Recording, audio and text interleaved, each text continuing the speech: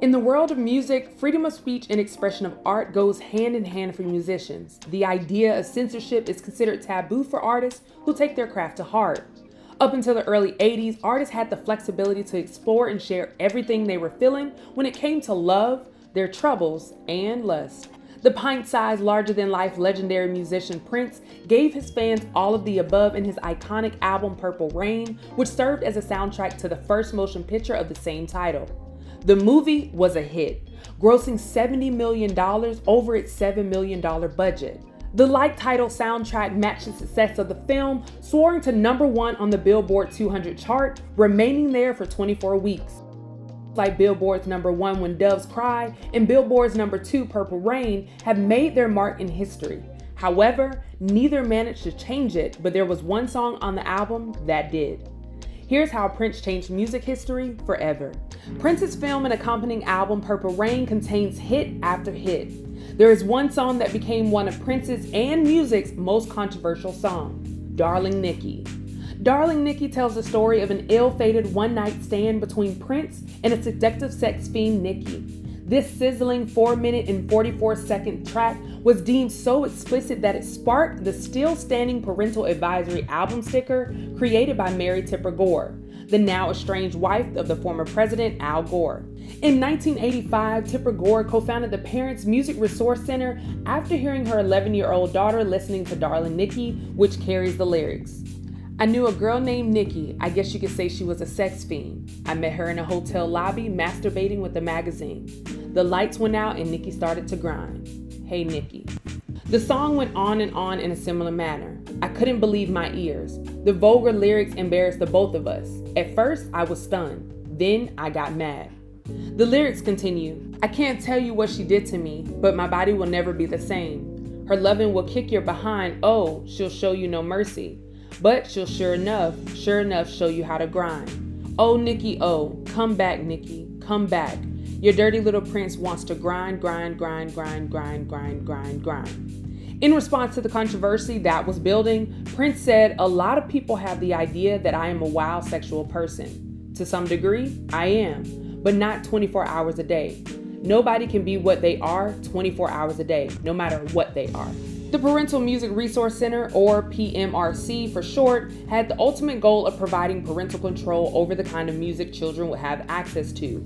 The movement created debates clear across the music and political scene. As expected, hip-hop and rock and roll artists were the most vocal with their stance against the Tipper sticker. Similarly, in February of 1989, 2 Live Crew released their album, As Nasty as They Wanna Be. The following year, the United States District Court for the Southern District of Florida ruled the album to be legally obscene. This made the album illegal to listen in certain districts in that state. On June 9, 1990, members were arrested for performing some of the songs on the album at a local sex club in Broward County, Florida. This too would cause other artists to show their support. David Bowie would stop a performance during a 1990 tour to address music censorship. In May 1992, as the trial was in full swing, the courts decided that although the music was graphic, it also had artistic value, causing Florida authorities to appeal to the Supreme Court. Now, the courts have exonerated 2 Live Crew songs that were considered obscene.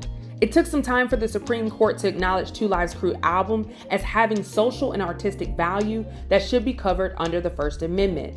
As special guests on the Oprah Winfrey Show to further discuss the issue of censorship in media, Tipper Gore, Ice-T, among other guests went head-to-head about censorship in the music industry and how effective it really is for parents and children. I am not for censorship. I am for awareness. Tipper Gore, standing his ground about the part that parents should play regarding monitoring music content consumed by their children. Jello goes on to say, but say I was a father and my kid brought home something I really objected to, like Skinhead record, a Toy Uzi, or even a Guns N' Roses record with those lyrics on it. I would not immediately go to the phone to call the cops or Tipper Gore. I would not put my kid in a mental hospital for the kind of music they listen to. I would not send them to some deprogramming center blaming it on the music. What I would do is sit down with my kid and say, okay, you spent your money on this. Why? What does it mean to you? Why do you like it? Is it the tune? Is it the rhythm? Is it that cool bass player? What is it? Tell me why you like it and I'll tell you why I don't like it. I think the most evil part of the PMRC people like Tipper Gore and Jesse Helms is they play on the fear of parents who are too chicken to talk to their own child. The Oprah segment would get quite heated with the idea that hip hop and rock and roll were specifically being targeted by right-wing conservative religious and political organizations in order to push their ideals and beliefs on American listeners. I can put it all in a nutshell. The enemies of music fuels the fire. As soon as a kid comes home from school and his mother says, "Have you listened to Ice-T album today?" I'm through. Rock and roll always gotta have an enemy. That's what makes it rock and roll. Like Prince, there were a handful of artists who wholeheartedly objected to the idea of censorship in any form when it comes to creating art through music. Songs like Dirty Mind by Prince and Sugar Walls by Prince, protege Sheena Easton, were mentioned during the controversial court hearing regarding mandating parental advisory labels on explicit music content. No one forced Mrs. Baker or Mrs. Gore to bring Prince or Sheena Easton to their homes. Thanks to the Constitution, they are free to buy other forms of music for their children. Frank Zappa. Widely respected folk artist and activist John Denver was unexpectedly and yet unapologetically against the pro-PMRC senators. When taking the stand, he makes his viewpoint quite clear, stating idea that one government has no place surveying the contents of one's artistry and music. This would approach censorship. May I be very clear that I am strongly opposed to censorship of any kind in our society or anywhere else in the world. The same thing when forced on people by their government, or worse, by a self-appointed watchdog of public morals. Its suppression and will not be tolerated in a democratic society. One could argue that the fight against censorship and lyrical transparency increased underage listeners' desire to eat the forbidden fruit by intriguing them to go against the warning label just to know what was being withheld from them.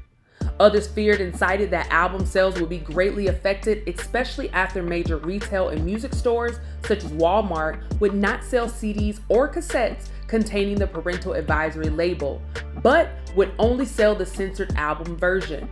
This would be in opposition to Tipper's statement on the Oprah Winfrey Show.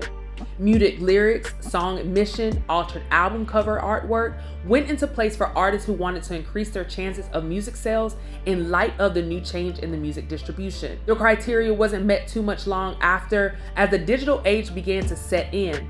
Access to music and the freedom of expression were all at the music listeners' and creators' fingertips.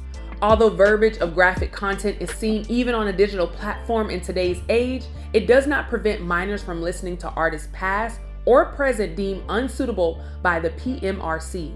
By 2001, Prince was the last person on Tipper Gore's radar, but by that time he became a devoted Jehovah's Witness. Because of his newfound faith, Prince decided to remove Darling Nikki and songs of the same nature out of his set list. I mean, if I take the words of Darling Nikki, which I got into a little bit of hot water about back in '84, if you take those lyrics and read them now, it's a little different than, say, the president of the RRAAA. Reading the lyrics to one of those current hip hop songs at a congressional hearing, when you're 21 years old, you're gonna try stuff. When you're 40, it's, you don't want to be pulling out body parts. It's just old skin. Around 2007, Prince began to incorporate Darling Nikki back into his set during his world tour with slightly different lyrics to escape the vulgarity. Upon stepping down as an active member of the PMRC in 1993, after becoming second lady, Tipper Gore has not restrained from stressing the importance of parents becoming fully aware of what their children are consuming in the media. Although the internet has made it easier for children to access explicit content, the conversation between parent and child is essential to establish an open dialogue about the meaning and desire behind such material. In the era of social media and online access, it seems quaint to think that parents can have control over what their children can see and hear. But I think this conversation between parents and kids is as relevant today as it was back in the 80s. All of the artists and record companies who still use the advisory label should be applauded for helping parents and kids have these conversations about lyrics around their values. Music has taken a drastic turn in what is deemed socially acceptable when it comes to lyrics and messaging. Over the years, artists have taken the liberty up to themselves to break the mold and bend the rules for the sake of freedom and expression. Undoubtedly, the risk that Prince took as a songwriter, performer, and an overall artist paved the way for musicians in all genres to unapologetically say what they want to whoever pays to listen. Stay up to date with the latest news in comedy, sports, and music by subscribing here to our YouTube channel. Follow Hype Plus across all social media, and look out for original content on a new streaming service. For Hype Plus News, I'm Symphony Thompson.